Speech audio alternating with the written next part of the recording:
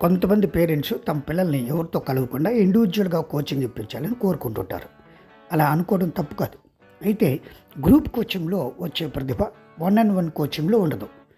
ఎందుచేతనంటే ఎగ్జాంపుల్కి మన టెండూల్కర్ కావచ్చు, గవాస్కర్ కావచ్చు, ఇంకా చాలామంది వరల్డ్ ర్యాంక్ స్టార్స్ పిల్లలు మాత్రం వన్ అండ్ వన్ కోచింగ్లో ఎదగలేకపోయారు. ఇండివిజువాలిటీ అనేది టాలెంట్ చూపించదు. కారణం అది ఇండివిజువల్ కోచింగ్ కనుక. ఇండివిజువల్ కోచింగ్లో మనం చేసే తప్పులు కరెక్షన్ చేసుకోవడానికి వీలుపడదు. ఎందుకంటే ఇక్కడ ఎవరు పోటీ ఉండరు, మనకు మనమే మేధావులం.